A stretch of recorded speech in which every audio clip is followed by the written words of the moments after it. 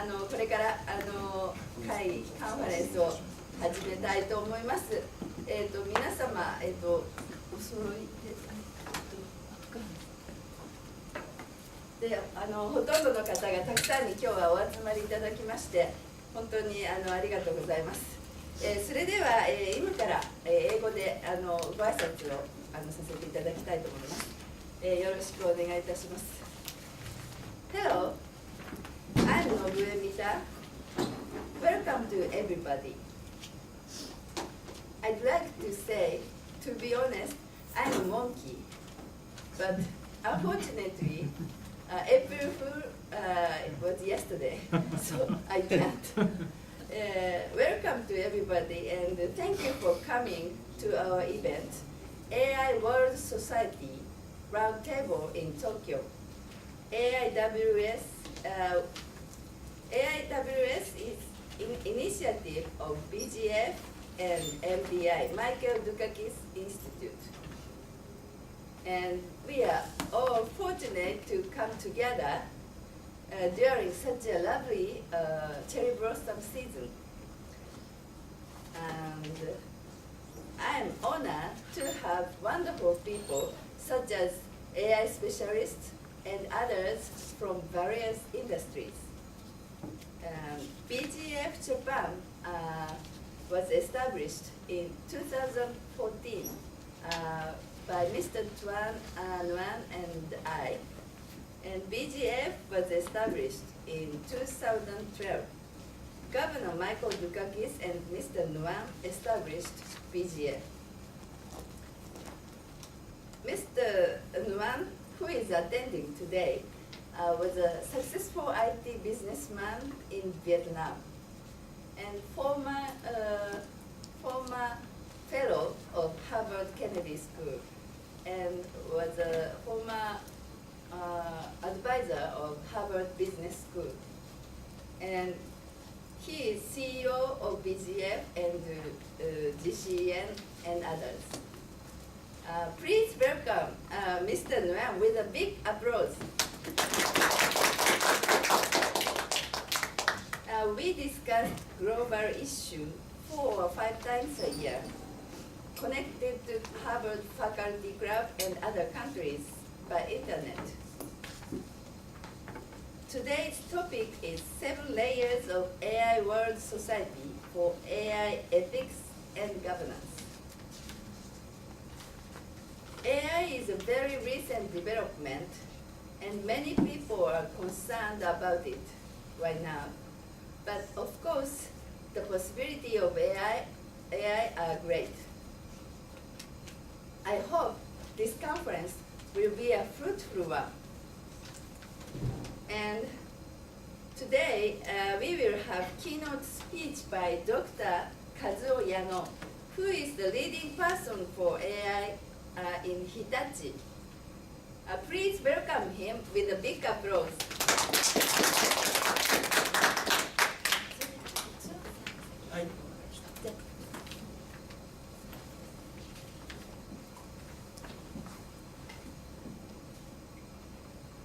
Thank you so much for loving that. You are doing a great job for BGF in Japan. I would like to say from bring a great appreciate from Governor Michael Dukakis to when people support help Michael Dukakis Institute and important group for you very much. Ambassador Sanji Janai and Professor Koichi Hamada, two great people, always a great support for BGF and NBI in Japan. And we are very honored to be here to introduce and we discuss about 7 layers of AI World Society. You know, AI now very hot and big topic everywhere. And in November 2017 at Harvard, Governor Michael Dukakis and I and our member of MBI, Michael Dukakis Institute, including MIT and Harvard professor, we found that a new initiative, AI World Society, and it's not organization, it's a set of principle and concept for new society with AI, and we created 7 layers of AI for society. The first layer, charter layer. The second layer, that is ethical framework, ethic layer. The third layer is the standard in technology management, include human resource of IT management. And fourth layer, that is law, international law. Fifth layer, that is regulation, convention, and norms in of AI. And sixth layer, that is public service. And seventh layer, end user and application. And the 7 layer, we can think about 7 layer OSI in computer network and telecom. And our purpose is want to make AI support and help humanity and human being better and limited challenge and harms they can make to humanity in the future. We have very bad and good lesson in cybersecurity today because we don't do very much in when computer do, and we don't think about cybersecurity. And now we are all of the world worry and challenge about cybersecurity. So our members of Boston Thinkers, Boston Global Forum, and Michael Lukakis Institute from Harvard and MIT, we think about future. We need to manage and control now. So make limited the terrible thing they can make for the world and create and support for advantage and great thing AI can do for the humanity. And we get very good response and partner with the Club de Madrid, World Leadership Alliance. This organization include former president, former prime minister, Bill Clinton, Jimmy Carter, Tony Blair, G7 country, and OECD country. And also we get support and help very much from MIT and Harvard faculty to do so far very fast. And today I think about Japan. We do in Japan. I think Japan is a great country. With my heart, so far in 2014, I came here with Novi and people here. I always think Japan is a great country, play very important role in the world, especially in Asia. So today we can think about role of Japan in AI for society and AI for future of the world. So we hope and we believe our people and knowledge and thought leaders, scholar leaders, business leaders can contribute very, very much and shaping future and make AI for society very, very good for future in the world. Thank you so much again for Novi. Thank you so much for our great leaders and friends at Ambassador Janai and Professor Koji Hamada. Thank you so much for your coming here, and we highly appreciate your contribution today. Thank you.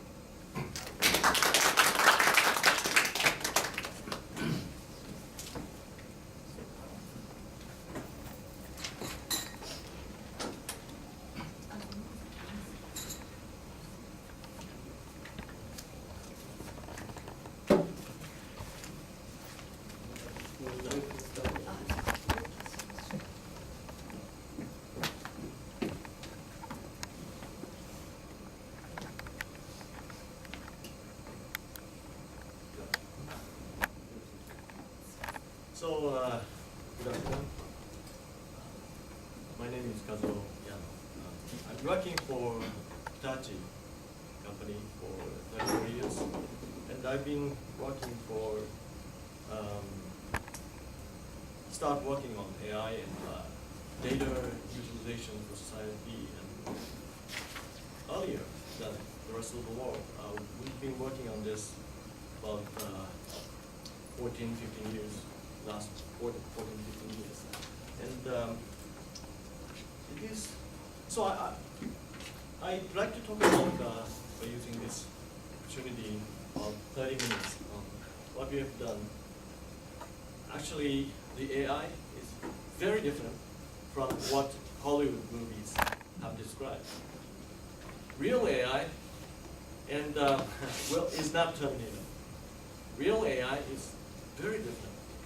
Something more what human does. And I'd like to describe what it is today and in various aspects. I start from why we need AI. Last 100 years, we have made our work standardized and deployed. Starting from Frederick Taylor, that makes our productivity better and better in the last 100 years. But that system started 100 years ago, does not work today. The applicability of that standardized system is becoming limited and more limited because society and demand requires change, not standardized, change and diversity and individual value. Every individual needs own value, not standardized, the same product, same service provided massively. So that requires us to change our thinking or way of problem solving. So we need to face seriously on the changes in diversity, not standardization or lateral deployment. So we need to change from standardization or fixed and rigid rule to face the change or diversity or individual requirements. To know that kind of individual requirements, we need to do experiments. Nothing will be known without doing something. So we need to experiment. Experiment and learn is the new thing. Especially, we have a contract, customer, or responsibility for our service. So our opportunity to do experiment is limited. That's why we do most of the experiments on a computer by using past data. So, but of course we need real experiment, but we make by exploiting that virtual environment or experimental site to make the probability success rate of real experiments better and better by utilizing data. That's the real meaning of AI. And also, the meaning of the computer is dramatically changed. Conventionally, computers do just as we wrote in the code, programmed. That is very good for the standardized system. But we need to cope with the changes, individual needs, and diversity. That standardized, rigid rule, process-based system doesn't work. That's why we have a data. In the data, the difference between one person to another, difference between this company to this company, or this region to this region, that is encoded in a recorded code, recorded data.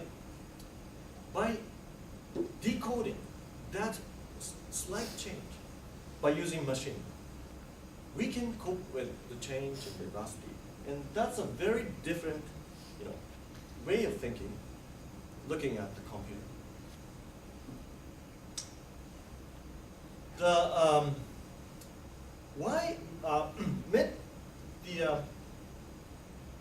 ordinary people recognize the impact of AI when the Go champion was defeated by the machine 2 years ago.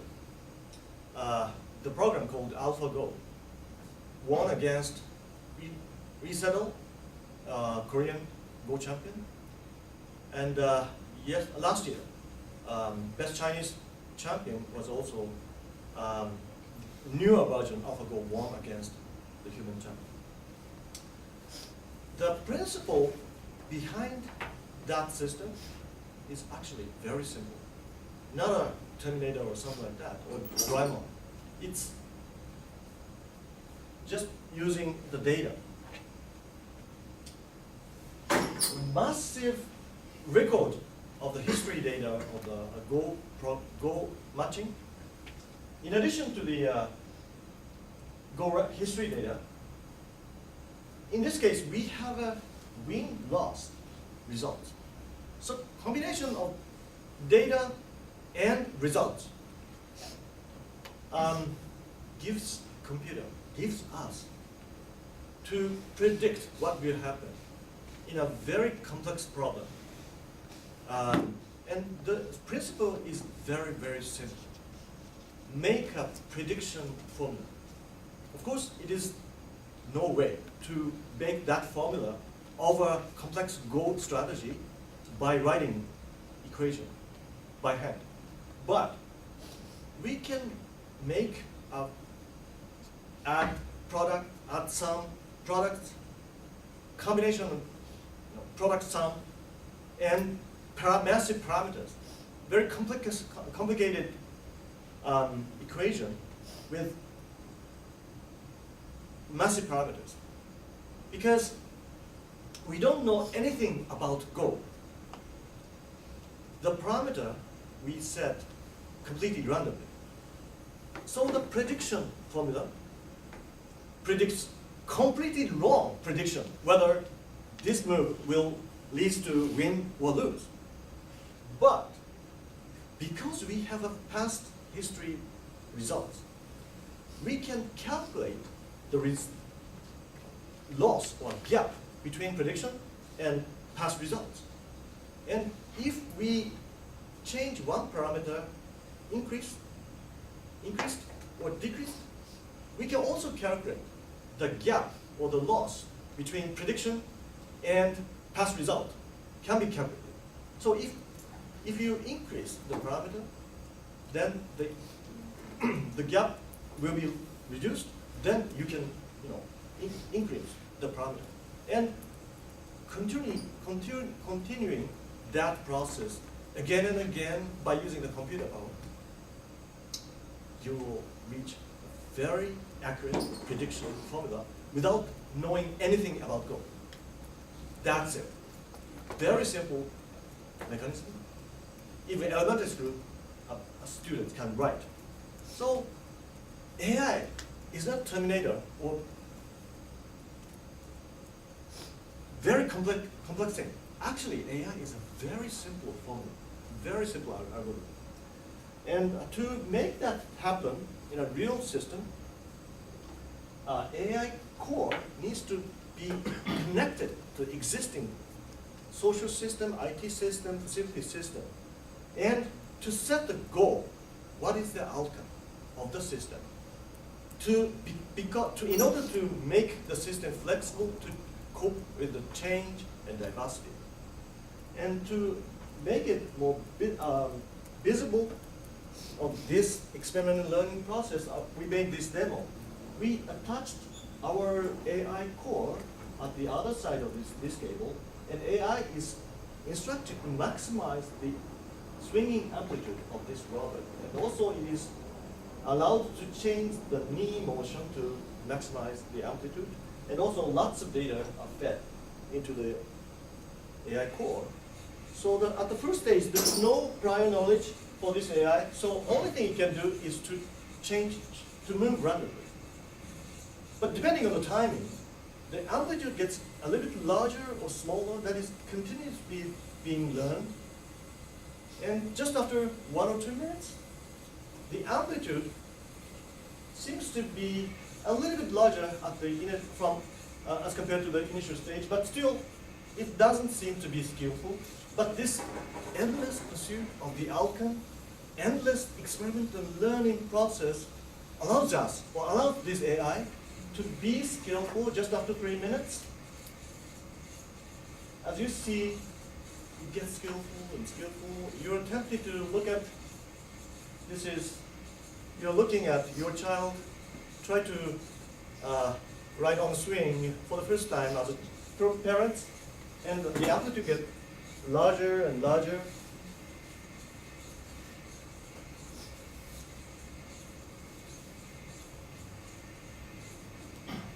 So as you can see, bending knee here and stretching knee here, this this is exactly what we do when we ride a train. But the important point is, this doesn't stop learning or experimenting. 1 more minute after, the amplitude gets yet larger. What happened? Actually, bend the knee here and here twice in a cycle. That's we do not do. Because, bending knee here gives us the sense of fear. And especially after establishing the very skillful way on the previous stage, usually humans stop experimenting. That's the problem. That's our problem, not the AI problem. Humans' problem. So to demonstrate this experiment and learning process, we made another demo, unplugging the cable from a swinging robot to a horizontal bar robot. So this learning process is powerful, especially when you change your job. You don't say that I was good at swinging, but just start and learn and experiment in a new horizontal bar task. Just after 1 or 2 minutes, it gets more skillful, and amplitude get better and better.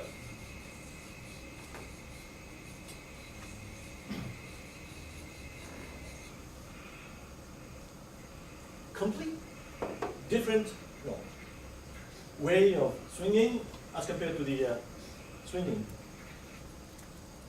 And many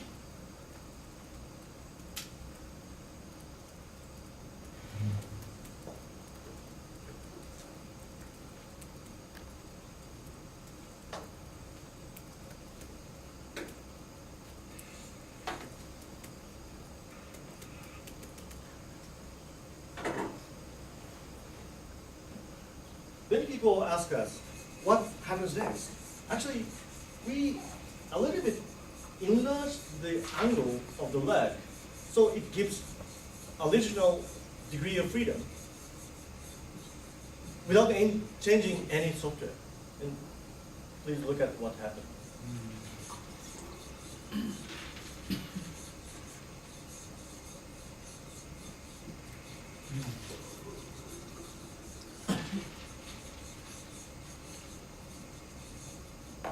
No program for rotating or no program for swinging, no program for horizontal bar. Just exactly the same one. And first, we made this demo for making visible of power of AI. But I think this is not an AI demo. This is our methodologies demo. Don't standardize. Continuously, endlessly do experiment and learn. That's the point. And actually, that's what we need to learn, especially Japanese people. Japanese people made huge success by standardization. And we overfit that methodology in the last 50 years, 60 years. So we do not do experiment. No. Standardized process is good. But that is not what is required right now. I'd like to skip, but this simple mechanism is very simple. But actually, in a demo, we implemented a little bit more. In addition to a neural kind of a changing parameters gradually, incrementally, we add some evolution, combining gene type of parameter extrapolation. But anyway, we have applied this technology to a variety of real business. For example, in a warehouse, every day, receiving orders from retailers and pick up items and pack in the box and ship to the truck. Thousands of orders handled by hundreds of people. And actually, in this case, just like the swinging robot, to make the scheduling, which orders should be placed first, is decided automatically every day, and every day learned by the recent changes by the AI is learns that changes and optimally schedule which orders should be placed first, and on the average 8% productivity enhancement has been very steadily achieved in the last 3 years. Another thing is retail store purchasing data, POS data, is provided to the our AI core to maximize the sales per customer. Actually, the same data is, in this case, provided to a human expert and the AI program. And retail specialists interviewed and looked at the field, and, made some actions based on their experiences. But AI provided very weird answer. To increase the presence of an employee in one spot in a store, and actually human intervention made no number. Artificial intelligence provided 15% improvement in sales per customer. No, depending on whether a human is there or not, changes a lot in sales or profit operation.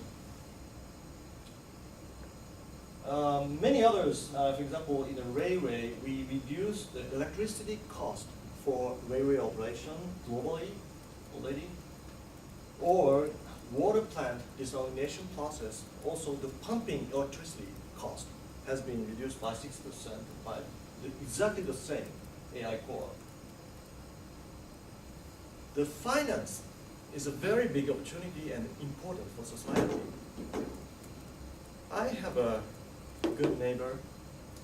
She has 2 daughters, and her daughters are friends of my daughters in the same school.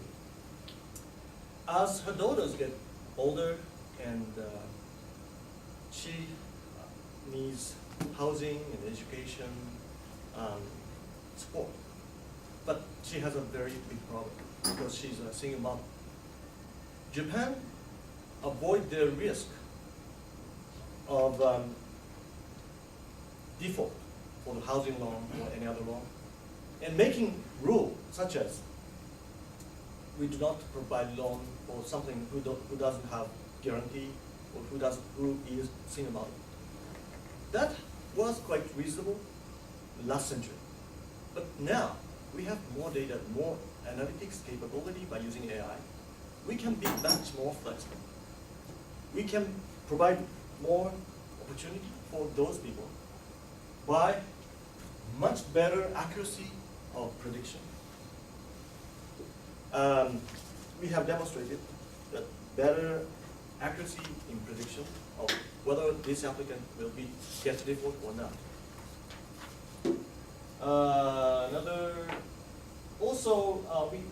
The same technology has been used in the fraud detection in Tokyo State Stock Exchange, and package delivery to the home by our school called Happy on Time to reduce delivery again because the customer is not at home, by providing on time. We reduce that kind of social cost. There's stock securities company decides their price for the stock every day, every company, very automatically by this technology. And already 14 domains, more than 60 cases has been covered by this AI. Very real, very business-oriented use cases. As I said, the basic principle of the AI is not domain dependent. So it can be general purpose. So we set a very clear-cut interface so that many multiple purpose applications can be enjoy such a flexibility that data and AI provide us to cope with the social change and diversity. And that's what I call multiple purpose AI. The condition is to set clear outcome, and what we can change, that is called action data. Or what we can observe, but we cannot change, that's a condition data. So outcome, action, condition, 3 items need to be specified. Many, argument shows as you have more data, you will have more advantage. But more important is not, the size is not, the 3 data types is collected is more important than the size of the data. And this is just the first stage of a long evolution of this type of experiment learning machine. And we call level 2. To be more general purpose, many things has to be done. But what will happen is very clear. Something I think many people don't know is the size of the AI. For example, the program who won against Go champion, AlphaGo, we know the size. We can estimate the size of the program. It's very small. Actually, it's estimated to be about 500 lines of code. 500 lines of code is, I can write in 3 days. Typically, the program I showed in, that is used in a variety of applications I show, or in the swinging robot, that's about 1,000 lines of code. Very small. Actually, I have written in a week. So, also very many arguments that many companies, especially Google, Amazon, Tencent, are collecting AI human resource. But actually, AI is something I can write in a week. Number of people is not important. One person is enough. One person, very good person, one person is enough. Of course, application engineers needs to be collected to make, to be deployed in real business cases. And so, right now, typically, 1,000 lines of code, very general purpose, is used for all those use cases. And complexity of the problem is embedded in the data. That way, we do not write for this condition, for action, condition, action. That's conventional way of writing code. So we avoid all those things by problem specification in the data. And code is very general purpose. And one of the fathers of deep learning, very basic algorithm for AI, Professor Jürgen Schmidt-Huber, he expects the size of the lines of code of AI program will be 10 lines of code in the future. Only 10 lines. But I think it's quite feasible. Because AI is not a program, it's kind of an equation. Something like Newton equation for the motion, Schrödinger equation for the quantum mechanics, Maxwell equation for the electromagnetic phenomena. Those are only 1 line of code of Maxwell equation, 4 lines of code. So, and there are lots of discussion on AI, the replacement of labor by AI. AI is not a machine. I completely convinced AI will not replace labor. What AI replaces is not labor. It's that rule, or somebody who tries to keep the outdated rule, that will be replaced. In a bank case, the rule avoids providing loan to single mother. That will be garbage. If you have a child, you need to take your child to a hospital as early as possible to save her or his life. But if you drive to the crossing and the signal is red, you need to stop. That's the rule limitation. If we have a data and AI system, we can be much more flexible. Human life needs to be prioritized than the red signal. That kind of thing can be, is what I call outcome-oriented system rather than a rule-oriented system. Rule has a limitation, and AI will replace it. And some of the work in our society is to keep the past rule. That might be, of course, replaced because that's outdated. And very important topic is, does AI make you happy? Or even can we let AI to understand our happiness? The answer is yes. We've been doing that work in the last more than 10 years. We have collected a lot of human behavior data last 12, 13 years. And I started in year 2006, March 16th. I became the first guinea pig. I put this wristband sensor on my wrist, and since then, more than 12 years of my wrist motion has been recorded in a computer to clarify what is happiness and or whether our happiness can be quantified. And this is year 2009 me. Red shows active motion, blue shows still motion, 24 hours, January to 12, December. Naturally, I'm sleeping in that time, so you can see a blue belt. My life has been a little bit irregular here, and you can see I was working here and sleeping here. I was traveling in San Francisco. On this day, I'm moving until 4 o'clock in the morning, talk all day, because I moved into my new house and I was overwhelmed by the massive boxes, and I need to work all day. These are 12 years of my life. These are 4 people's life pattern.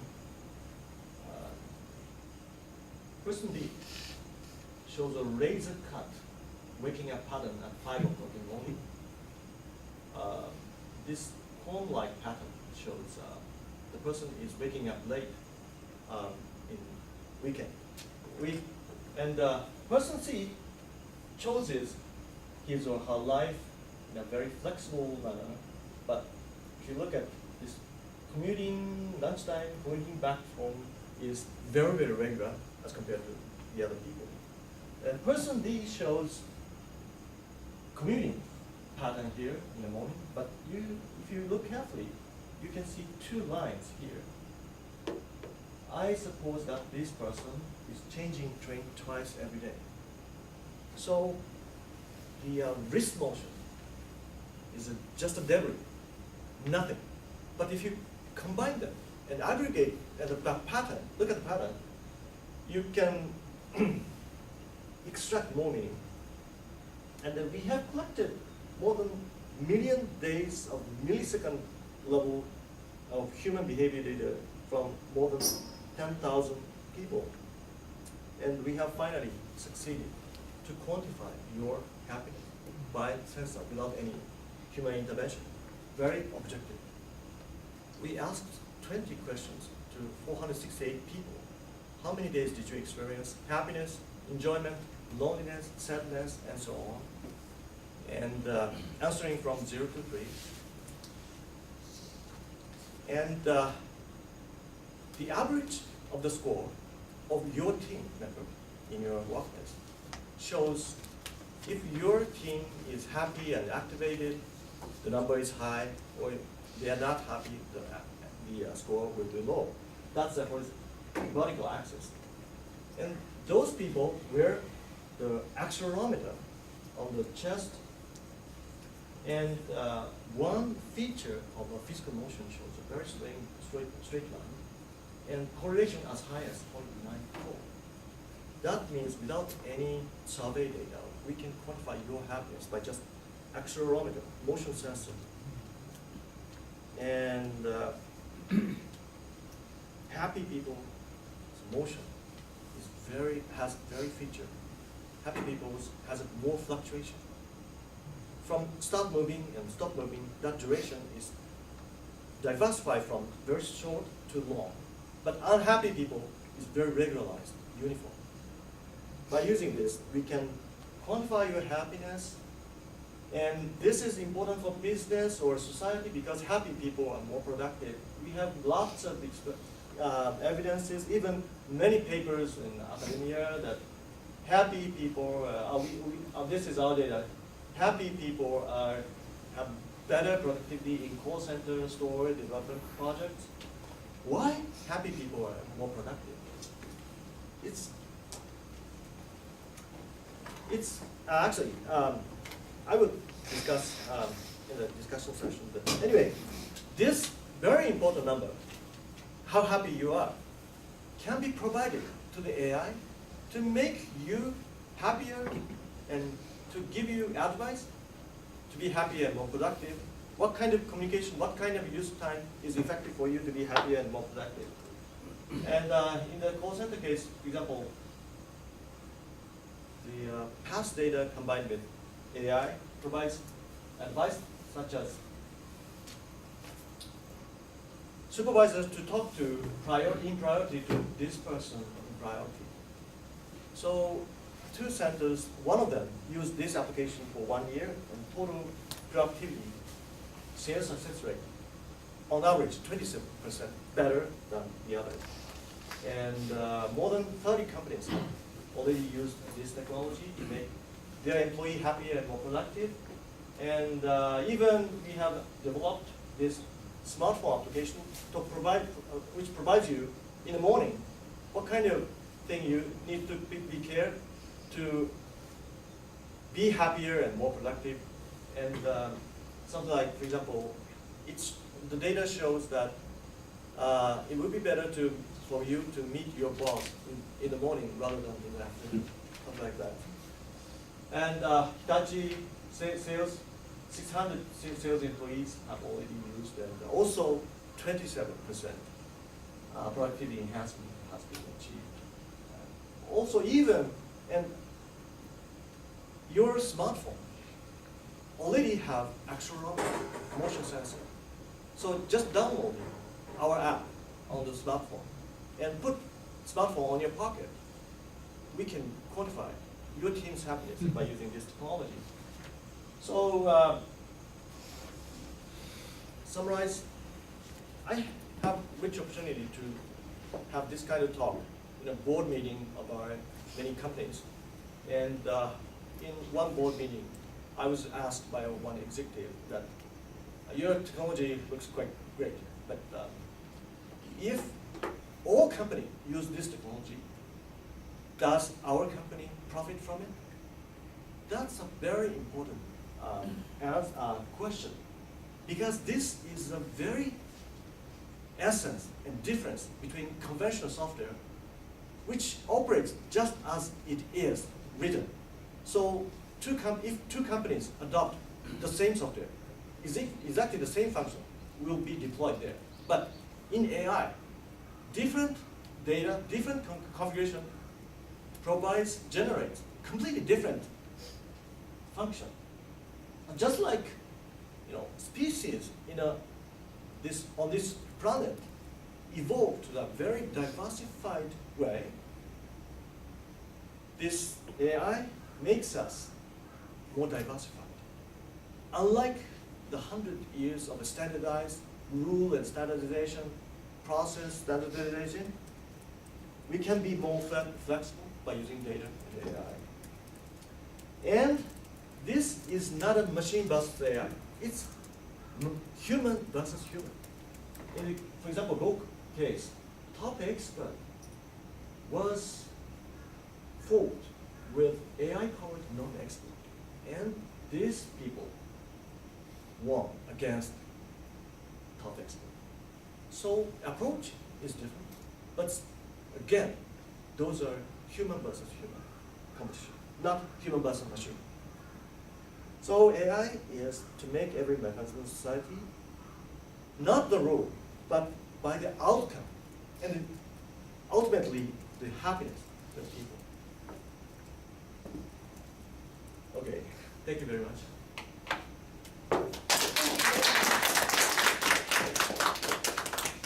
Actually, I've written this book 3 years ago, and this week, Bunkobon, low price version will be published the day after tomorrow, if you are interested. Please. And the book was cited as a top 10 business book of the year. 2014. Okay. Thank you very much. 柳さんから順番に3番から5番。はいはい。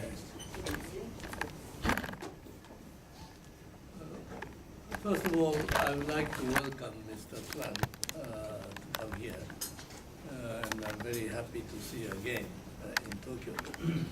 And I would like to thank the Boston Global Forum for convening this meeting so that we can discuss the all important issues concerning AI.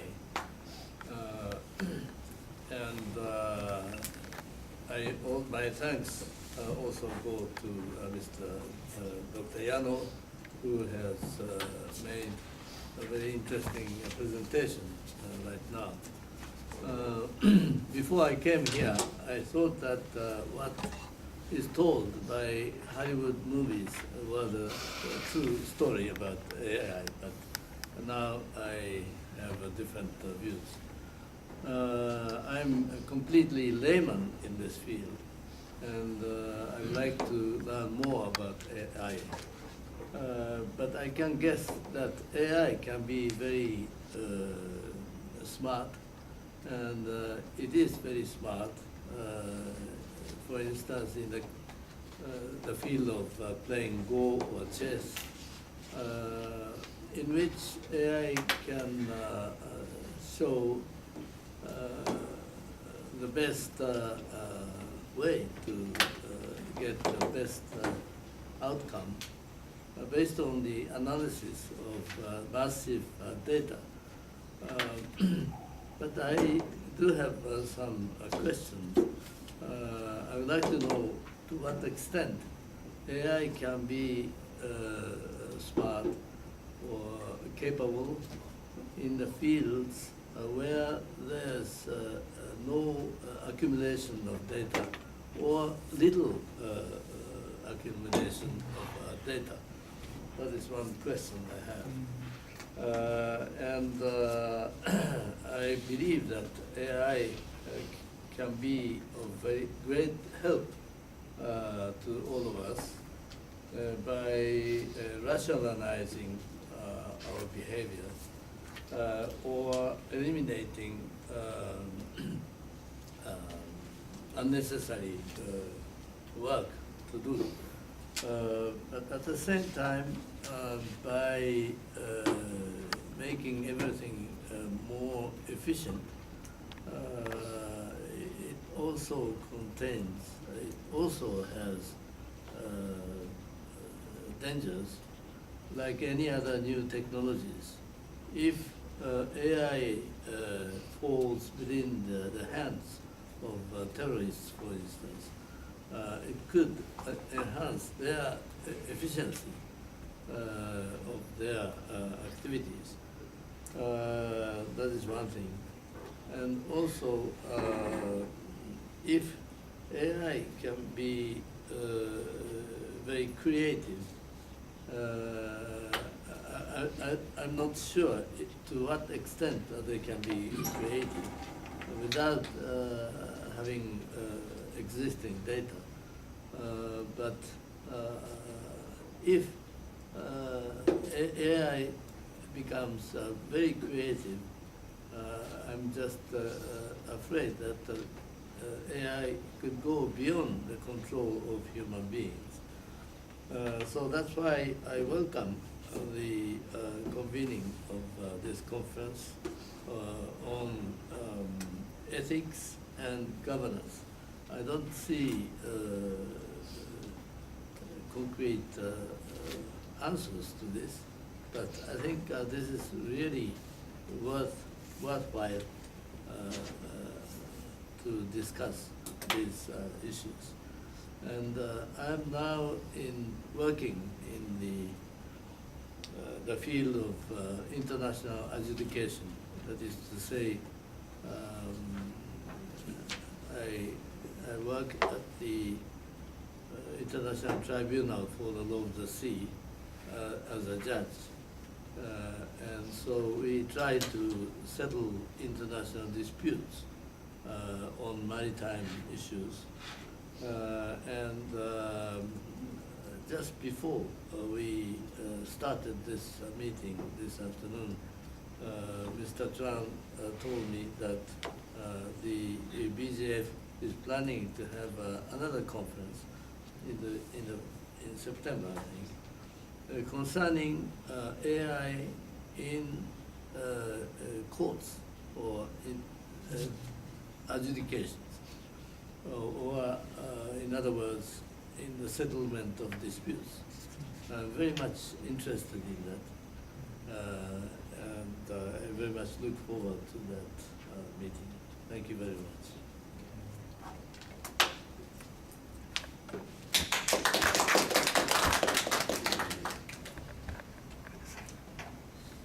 Thank you very much, Sumita, for inviting me to this interesting, exciting conference. And I ran already in the 30 minutes presentation, and some of my prejudice against AI were resolved and so forth. But my limitation of knowledge in AI itself, I would like to tell what I right now feel. I am a intermediate Go player, and but I am not excited about that AI is winning human, because human has all the limitations, and still they fight, and there is also human relations type of conflict and so forth, and then somebody win. So if a machine beat him or not, I don't care so much. But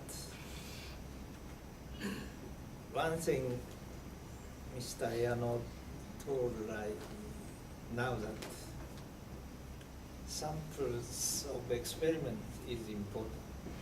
Many Japanese chess players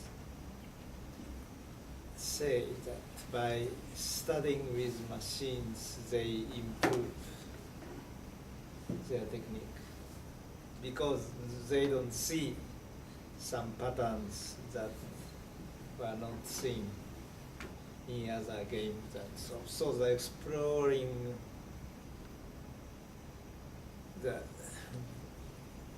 back of your shoulder, also having more samples are very important. That I learned from his excellent presentation. However, I will tell without knowledge of today's lecture about AI.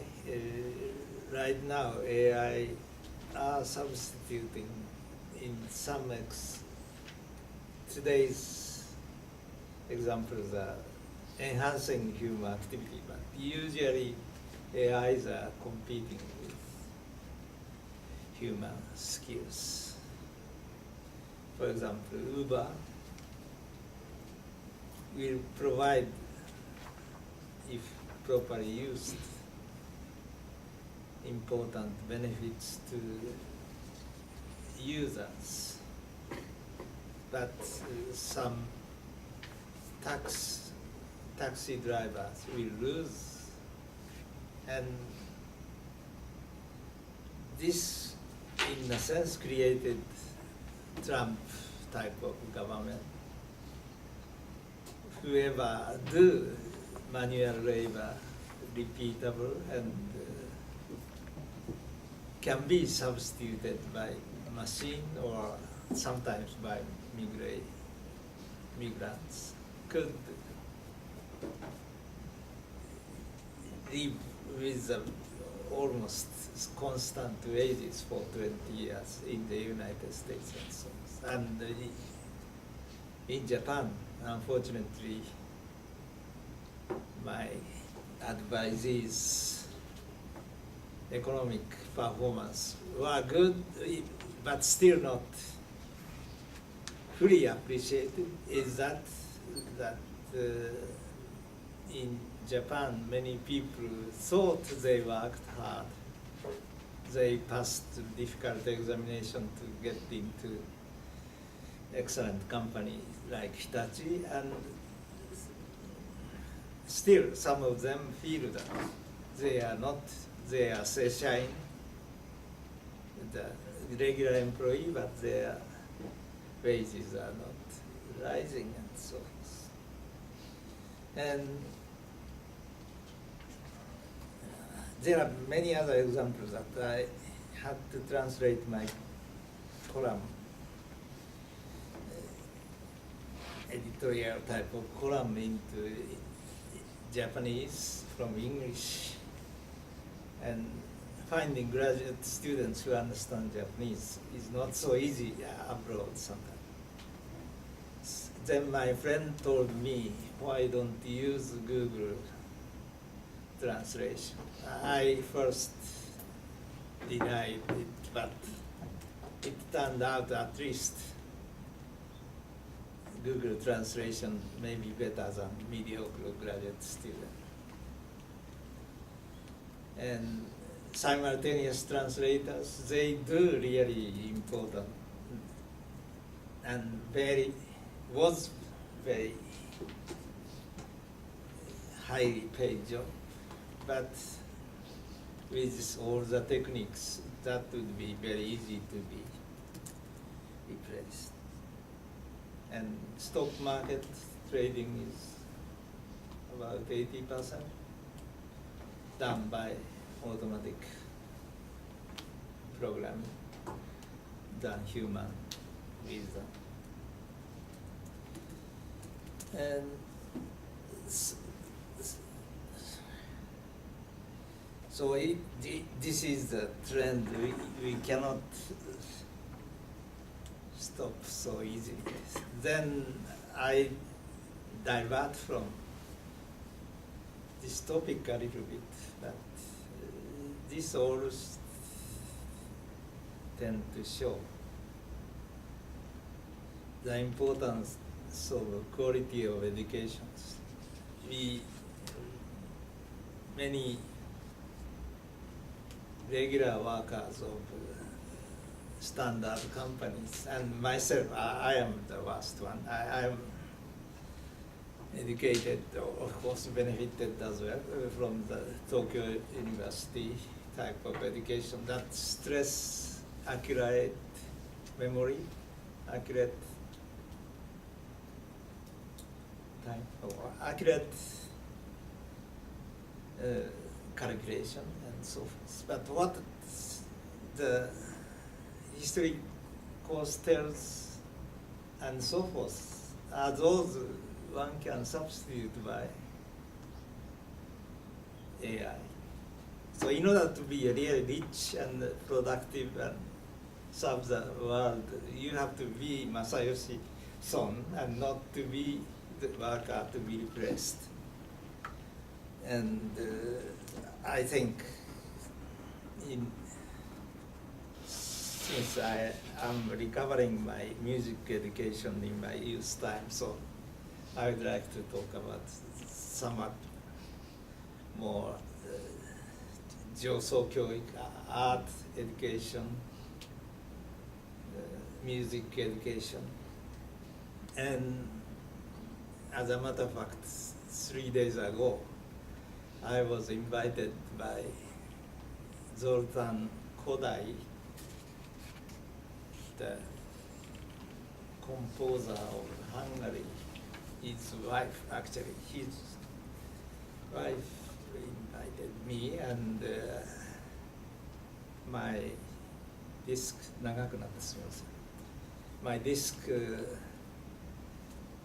that was handed at Mrs. Minter's party to Hungarian ambassadors of my music composition, and the invitation of the Hungarian Central Bank to Budapest last week.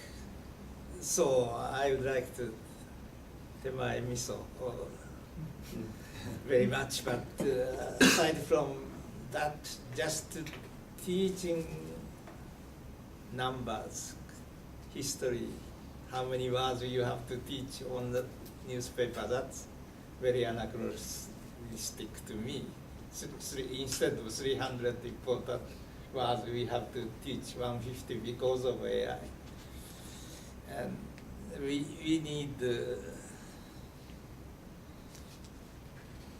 to teach what is beautiful, what is true, and what is sincere. A medical doctor told me if what is needed is not the intellect, but some kind of concept, the sense that cannot be captured, I hope, by the machine.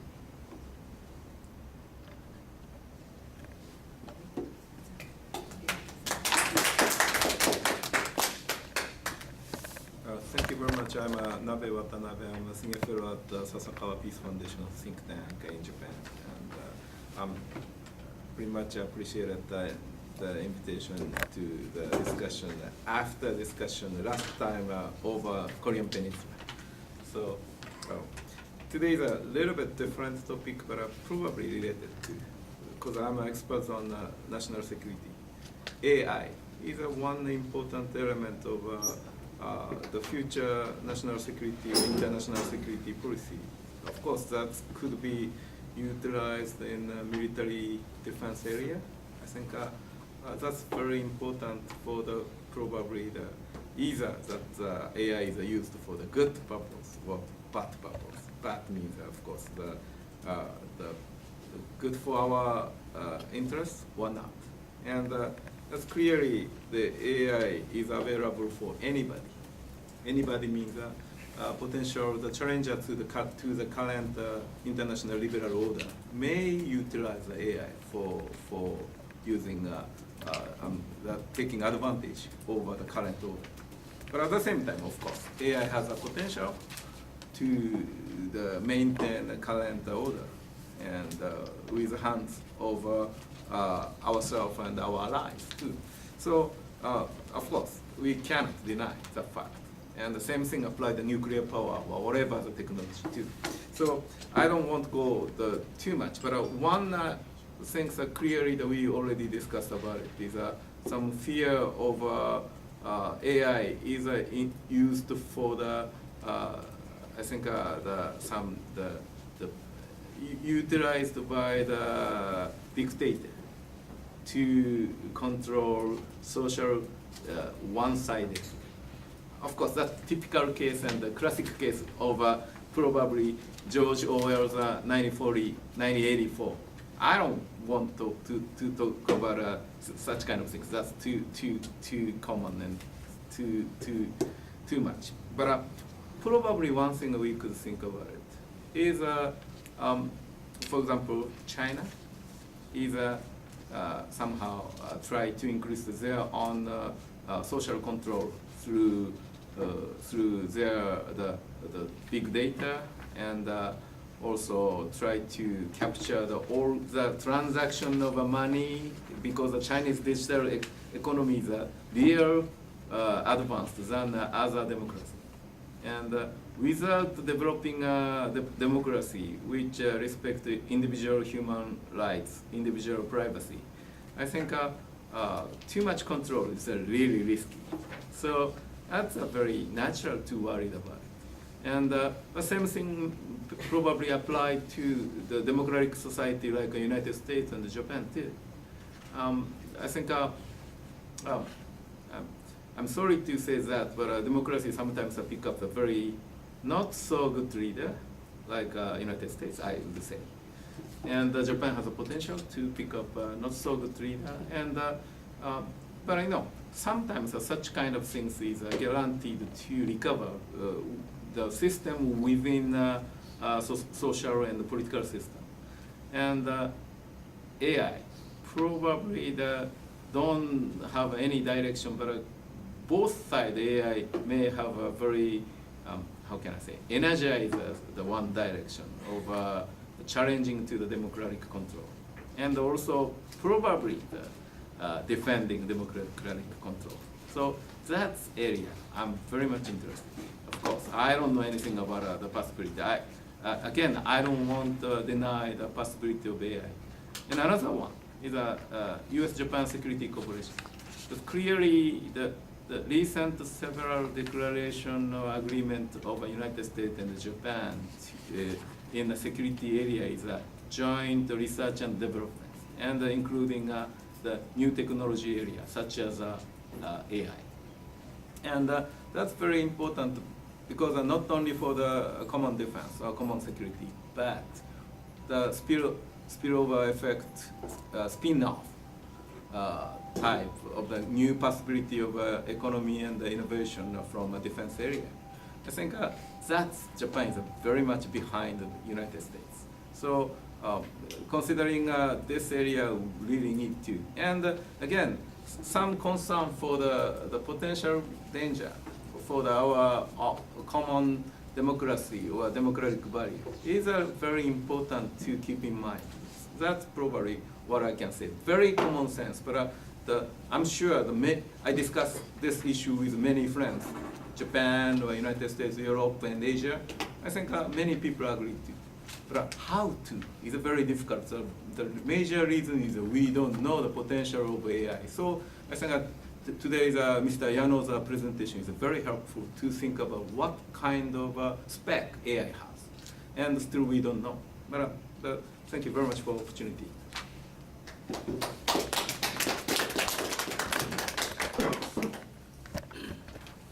Yes, my name is Waichi Sakiguchi. I'm a reporter of Nikkei newspaper and covering IT sector over 25 years.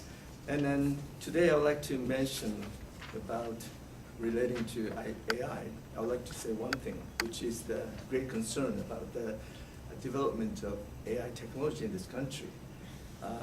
So we are getting in the third big boom of AI technology development, which started a few years ago. But this development has been led by countries like United States and China, so sometimes France, those countries.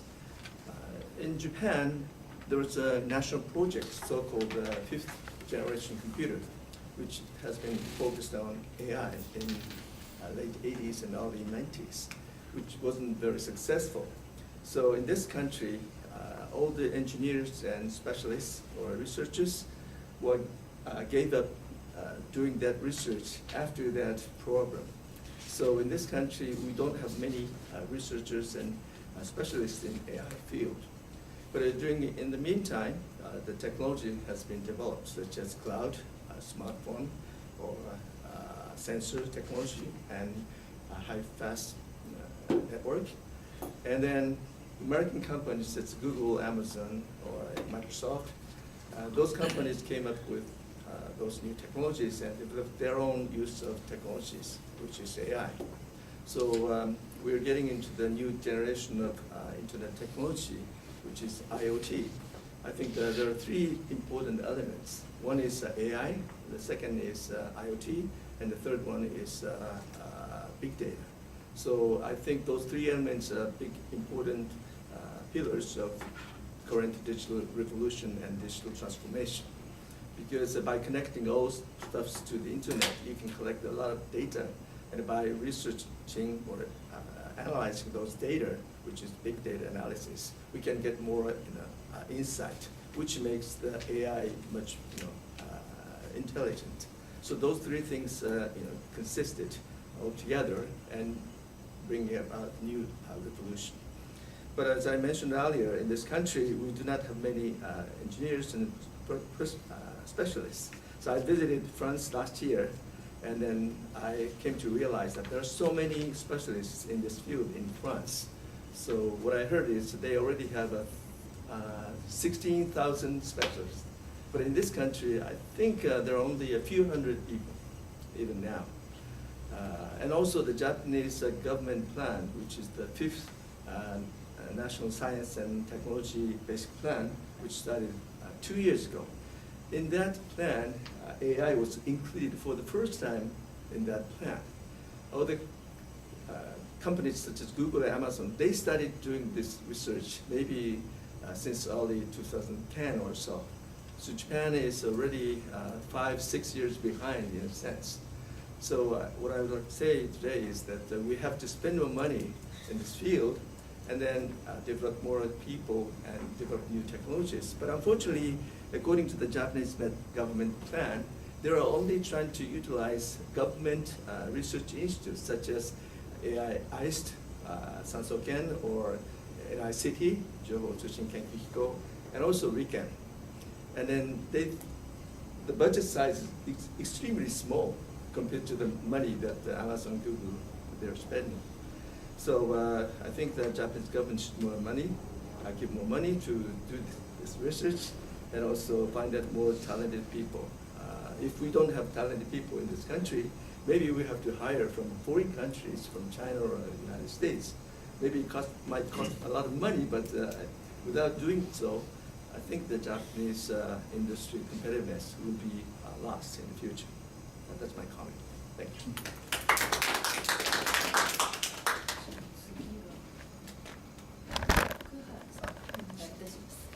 So thank you very much for the invitations of this forum. My name is Masahiro Fukuhara, CEO of Institution for Global Society, which is a startup developing artificial intelligence for education and the human resource area. I'm also teaching the application of artificial intelligence at Keio University and further Hitotsubashi University. So now just our focus is to screen people for just it's a kind of just screening people for just for a company. For example, right now all Nippon Airways, Nomura Securities, Bank of Tokyo, Mitsubishi UFJ are our clients, which use our artificial intelligence for screening people at the first stage.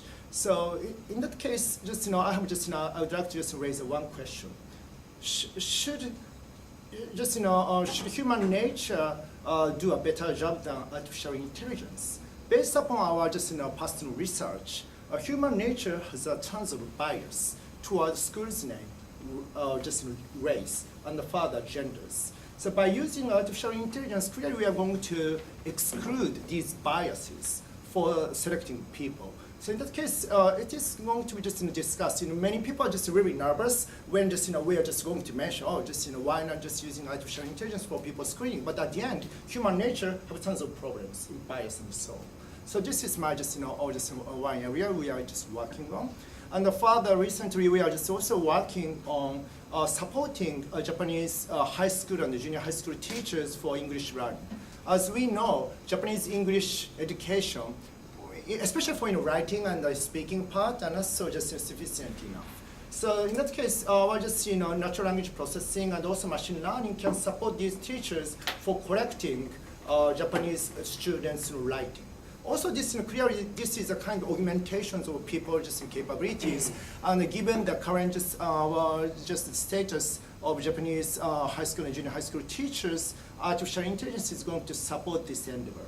So and that's also I'm right now working group on MITI and also MEXT for this kind of artificial intelligence support for education and HR. But just also my final comment is related to whether artificial intelligence decision making should be proceeded further. So recently, from the last year, we have started to work with Abu Dhabi government. Abu Dhabi government has a project to visualize all people's capabilities and try to analyze their capabilities for better matching with their job position and also just each individual. As we know, Abu Dhabi government is a kind of just a dictatorship. So dictatorship really works well with artificial intelligence. So given this, now we are working very closely with the Abu Dhabi government to support this kind of dictatorship. So should I just, as a startup, should we just proceed this further or not? This is just an open question. Thank you.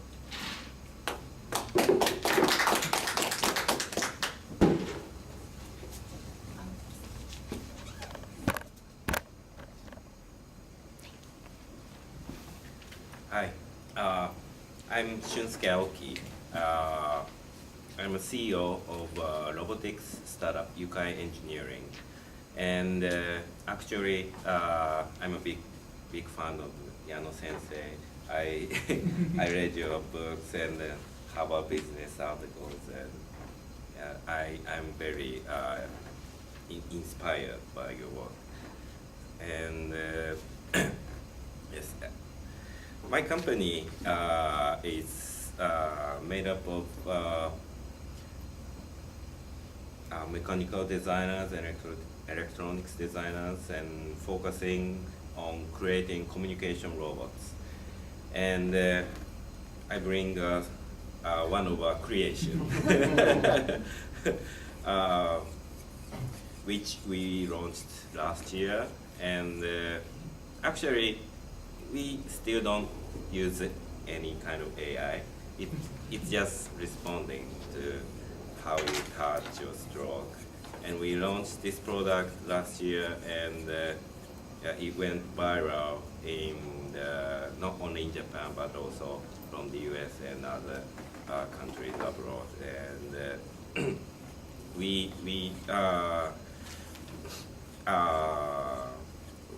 our goal is to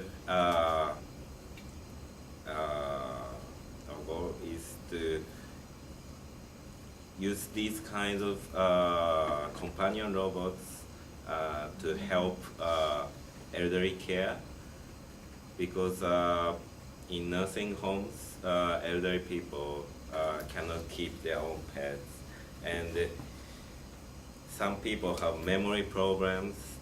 They cannot have pets because they forget when they feed their pets.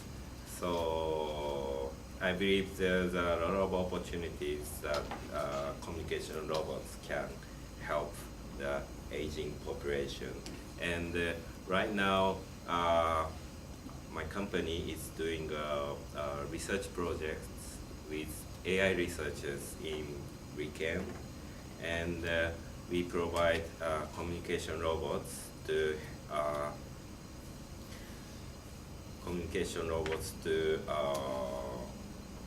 speak to the elderly people who live in their own homes alone. There are over 6 million elder population living alone in their home, and they have very few chance of conversation, and that's a big problem for loneliness, and you can't keep your cognitive skills without interacting with other people. So in our research project, we try to help them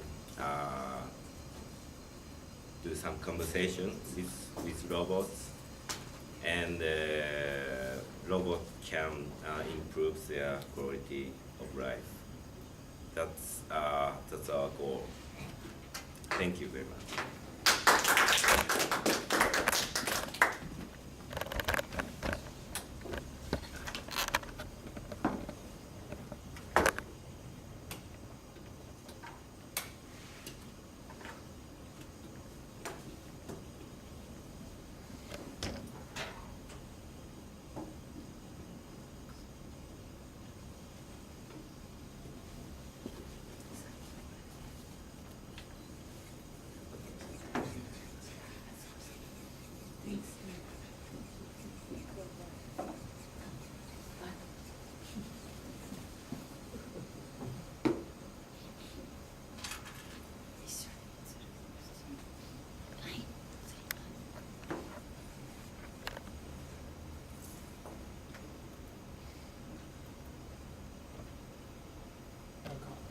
仕様が変わっちゃいました。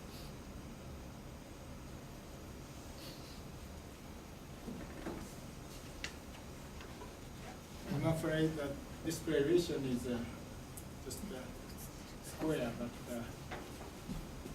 should be no problem. My name is Satoshi Nagai. It's my great pleasure to be here. But first I should say that I'm not the right person to discuss the most updated AI world because I'm not directly involved in the AI business right now. What I think I can tell you that I used to be the president of entertainment robot company Sony, and you may know Aibo. Aibo was world first autonomous entertainment robot. So, and we learned a lot, like Yano-san said, or other guys, we developed from zero. So we experienced so many good things and hard things, and that might be helpful to you to understand. And just like Aoki-san's comment, entertaining people is easy to say, but not that simple. So, and we learned a lot during the first generation Bible. By the way, this was our eyeballs in my house. And when I was managing the robot operation in Sony, our mission was dream bringer.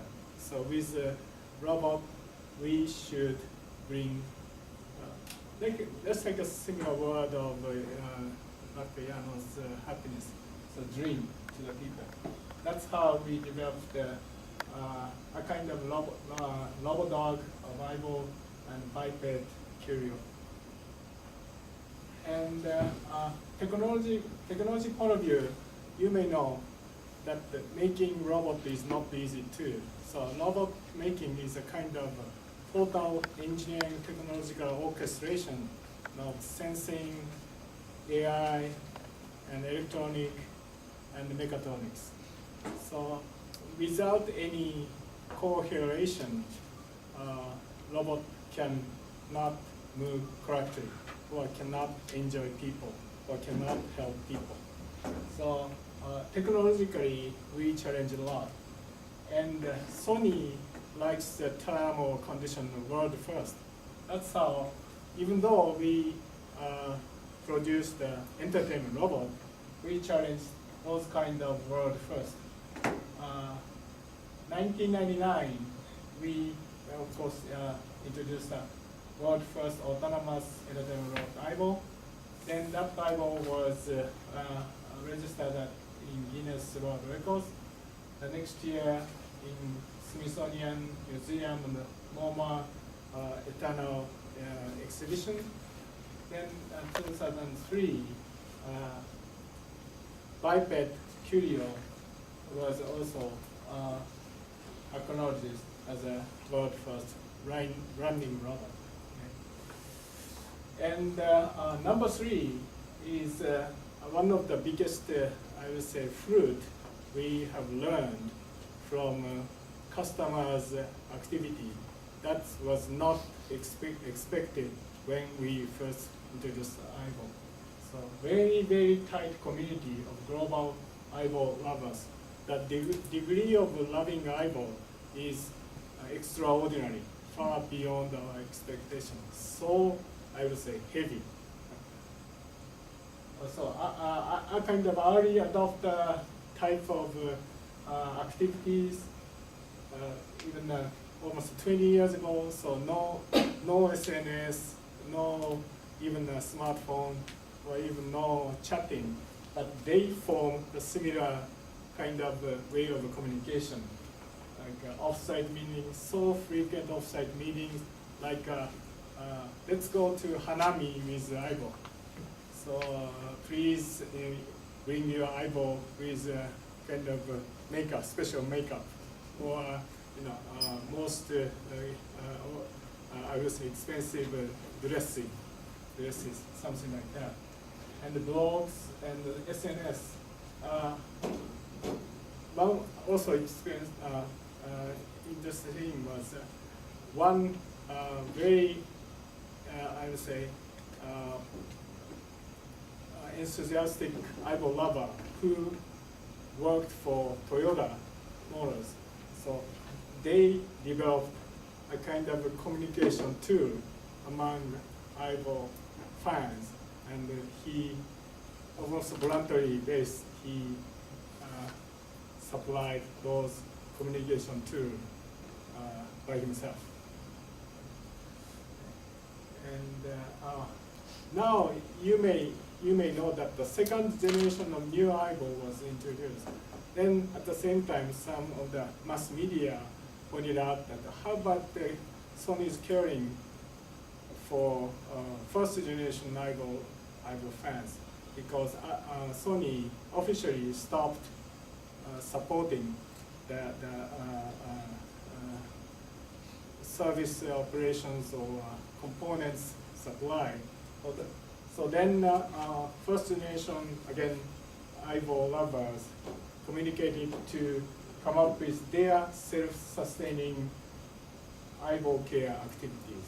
So that was also fantastic.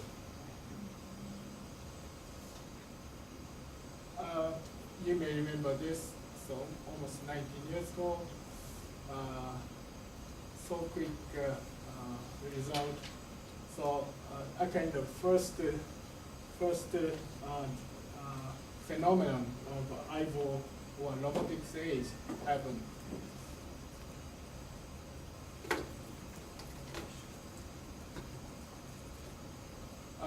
Many mass media picked up the news.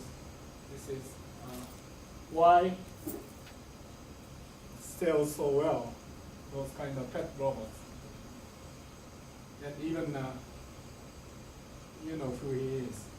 Bill Gates approached us and he tried to buy, and we politely rejected because shortage of many fake eyeballs instantly show up and instantly go there. From the lawsuit point of view, that's headaches. And we had almost no time to make lawsuit activities one by one. So finally we gave up. What I'd like to point out, just one thing among other things, is almost this is beyond our expectation. Two very clearly differentiation between high-touch lovers and high-tech lovers. So way of playing with eyeball is completely different. That made us I would say annoyed how to make next stage of product planning. High-tech lovers try to make their own eyeball. They like to program by themselves, but they like to control by themselves. And the high-touch lovers, they treat eyeball as a pet. So they like to live with eyeball. So live with eyeball and play with eyeball is completely different, especially in terms of product planning hardware-wise or software-wise. So that's a challenge. Even though the new generation iPhone is challenging the same thing. Also, customers' expectation was also very high. Every year we introduce one of the new technological features among in electronics industry, but we could not satisfy customers' expectation.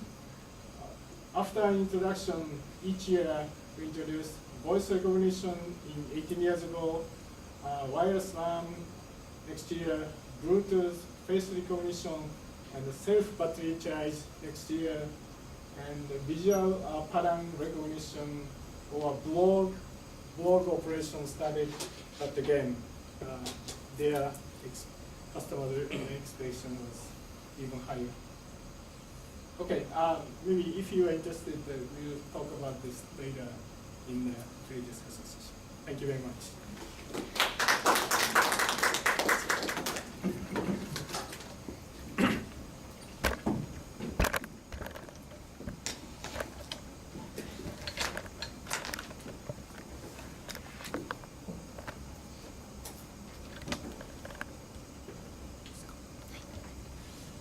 Hello, thank you for inviting me. My name is Kei Yamamoto, and I am CEO of a newly founded company called D-Ocean. D-Ocean, D stands for data, and the data should lie like an ocean, but you need to catch the fish, or you need to get the materials in the right way, and of course you have to put it to the market, and then eat it at the end. Because there are lots of data, but people don't use it properly, or at least people don't realize the value of data. And one way of utilizing the data is AI. If you train badly, the AI will learn it wrong. So if you learn the bad player Go, then that AI will be bad, basically. I think what my company will do is variety of things, but mainly to get the people to realize the value of data and utilize it as much as possible. And one big way is utilize it as a base of AI. And I used to work for Google for 3 years in Japan, and I was doing the cloud computing business, and which in the first year, the AI really came in, like AlphaGo started, and Google releases lots of like translation, visualization. And by the way, I cannot speak behalf of the company, so it's just my personal opinion today. So, and all the places here, so I'll be killed. So anyway, I witnessed all those, and people got excited. People get like science fiction like of excitement, and it's just one magical wand that you can solve the difficult things. But it is not. It's Yano-san clearly stated. It's mathematics. It's a technology, and it fits to certain areas. It doesn't fit to another areas. And there are some of the areas in last 2 or 3 years that got so much improved, which is the people. The computer programming can emulate the people who is adult. If you are good at the stock trading, you can tell the younger guys to what was the key, why you make that decision. It's logical, and if you say it's logical, I think you can program it. You can say if the stock gets to this low and this high, then you should do this, and that's a program. But people will get to see this room and what's important and what is it about is something that the people get in 1 year old in Nacho. Hear the wave of the sound and realize it's a language which is more like a first year. Then you have all the logics to it, and all the businesses is more like to be logical. So that's why we have lots of standardization, lots of program really helped people. But I think today we got lots of power on listening, viewing, such type of thing is now overcome by deep learning. So that's why like Google and other technology gets more help to you, and people will use it because it's convenient and it's right. So you can't really stop those things. And AI started for what, 30 years, 40 years, Yang Sensei? I think it's long enough. It's been there. It's nothing new, I think. It's nothing new, but now why it's happening is people get lots of data. Network is connected, like Amar-san said, I think, and the computer resources now are valuable. So people can do the supercomputer used to do in cloud today for like 10 minutes, 15 minutes, and you don't have to spend so much money, governmental money, to do your AI building. So that is the change today. So people started to try to solve your problem by using the AI. And my company will try to help those motivations who's interested in helping their problems. Either their work gets better, or their prediction gets better, their sales goes higher, whatever, to understand the value of the data that they have today. So, and another thing, one more thing to add is education. I think Watanabe-san said it, Sekiguchi-san said it, I think. Education is very important, I think. But the AI, how to tune those programs is as needed as finding the right data and creating the right data for the right results. The algorithm is over there, it's free, it's open, you can try it. But very difficult to find the right data set that really fits to solve your problem. And you have to have your data. So if you have lots of chances to try to solve the real problem, I think that will help lots of educations and building lots of students to be participating in business issues. That will help to increase the number of engineers in Japan, I think. Thank you very much.